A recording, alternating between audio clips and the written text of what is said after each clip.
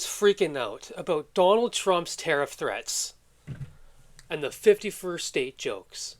Wah. I am here to tell you that the real threat is sitting in Ottawa, Mark Carney.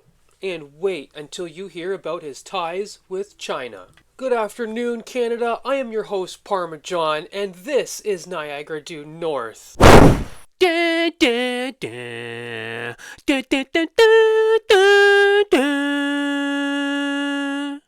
Did it. And on this last day of the campaign, have you gotten out to vote? And if you haven't gotten out to vote, listen to this video, because this is my last plea for help. Today, I'll show you why Trump's bark is worse than his bite, and why Mark Carney's scandals, especially his ties to China, make him the bigger risk to Canada's future. So stick around, folks, hit that like button. Let's dive right into it. So when it comes to tariffs, I like to use this Cadbury documentary that I seen on YouTube as a good example of protectionism. It goes over the transformation of the Cadbury factory in England. It was once a bustling factory with thousands of workers. It had doctors' offices, dentist offices, it had daycares, it had stores and restaurants. It was like a little city. And nowadays, there is just a few workers, some scientists, and a skeleton of a once great company. What happened to this company was America and Americanism, I'll call it. Suits came into the company and convinced the owners to adopt new machinery and technologies that can replace workers and boost the company's profits. And now they don't employ even a fraction of what they used to. There is no direct linkage here to the tariffs, but it shows why smaller countries would want to protect their valued companies from invasive, large-scale countries and companies coming in and sweeping over their markets, and thus flooding the country with American culture. You might think a country like Germany especially, and France especially, that probably want to protect their culture from American culture creeping in, because it's hard to stop it already. Countries like Canada need extremely high tariffs on their dairy industry because it's so small in relation to the American dairy industry. The average dairy farm in the United States, just like almost every other ratio, is 10 times larger than a Canadian dairy farm. So 2 or 3 large-scale dairy farms in Wisconsin could probably sweep out like every dairy farm in central Canada. You bring your milk into the market at too low of rates for local farms to compete. Run at a loss for a couple years because your farm makes profits elsewhere. And boom. Local farms are devastated to the point they have to shut down. Then Wisconsin farms become even bigger. And I'm sorry, but farms with 1,000 cows are disgusting.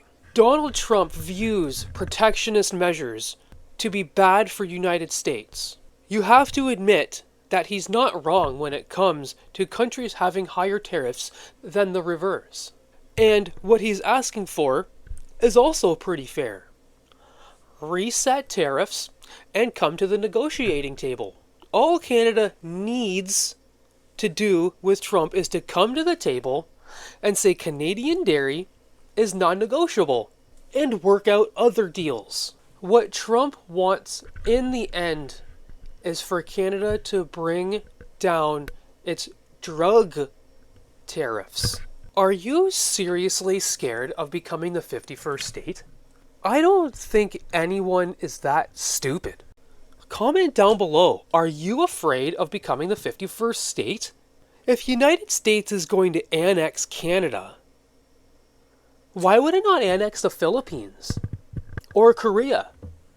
Or Japan? I feel like people forget that we're a giant country economically. Our GDP is the same as Russia's, but we're a third of the population. Think of it like this, okay? Are you a starving Afghan? No. Because they couldn't do anything about Afghanistan. What makes you possibly think they can do anything about a G7 country? Trump is not going to annex Canada. But he is right that we might as well become the 51st state, which has been noticed by both major parties and is being dealt with accordingly. I believe that a vote for Carney is a vote for the 51st state because Carney is so intertwined with the Chinese government that I think will be viewed as a national security threat. Mark Carney's talk of greatest crisis of our lifetime is straight baloney. Do you believe him? Aren't you like 70, 60, 50? He's got like all the 50 plus people. You're telling me that an American president can call us the 51st state? And that's the worst thing that's ever happened to you since the 60s? So comment down below if you're a liberal. Is Mark Carney seriously the only candidate you're gonna let get away with all of these scandals? And why exactly are you so afraid of Donald Trump? If Trump's threats are something that Canada can handle, why am I so scared of Mark Carney? It's not just his unelected rise to power, or his net zero policies, or his alleged ties to China, or alleged China ties that some say jeopardize Canada's future. Nothing about Mark Carney tells me that he's here for me. And nothing tells me to vote for him. And tons of sentiment online tells me not to vote for him. He hasn't lived in Canada for over 10 years. He was parachuted in like Kamala Harris. He's copied every single thing from Pierre's campaign so far. Every single thing. Including the airplane stop. He copied every single thing from Pierre. Every liberal voter out there is voting for Pierre Poilievre, even if they're voting for Mark Carney.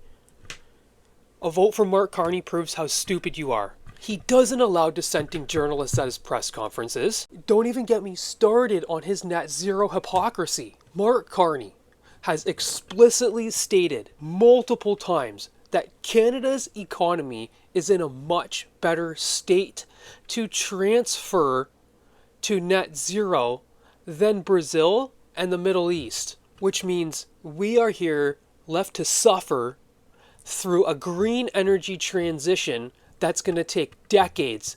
We are going to die poor for the rest of our lives because of net zero change, while Brazil, the Middle East, get to thrive and prosper off of their oil that Mark Carney is going to get rich off of. That's honestly why I'm like, people can't be voting for this guy. All progressives are voting for this guy. Aren't you guys for the climate? This guy is not here for you. His entire platform is based around investing in net zero companies, companies owned and operated by his globalist friends. Here's an excerpt from the Edmonton Journal, a 2024 report from Policy Horizons Canada, tied to the Privy Council, paints a grim picture of Canada's future by 2040.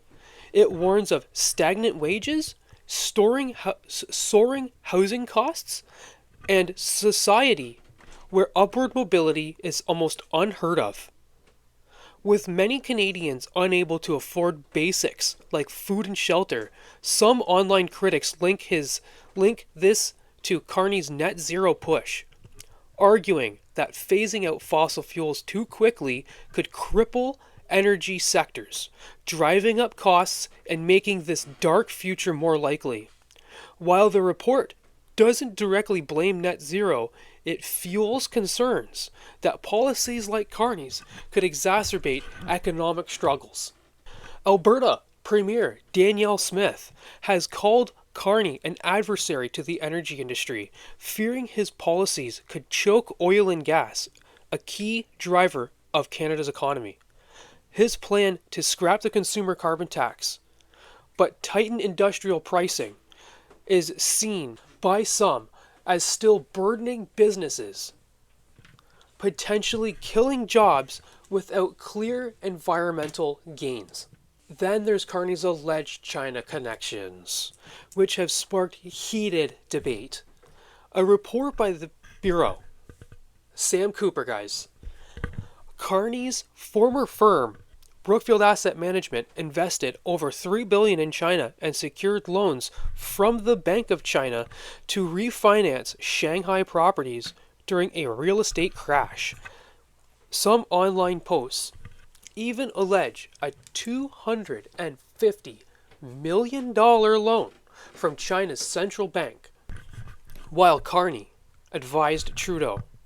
Though this lacks mainstream confirmation.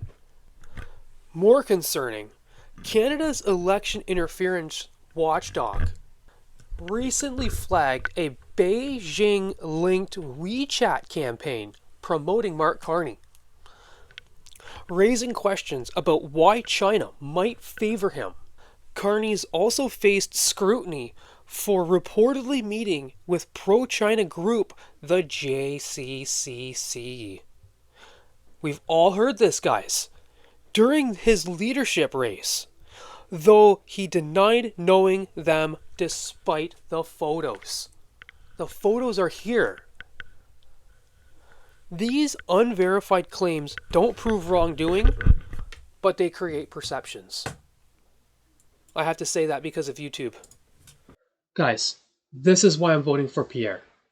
We are headed towards a dystopia like nobody has ever seen before. I don't understand why it has to be Canada that has to go through it.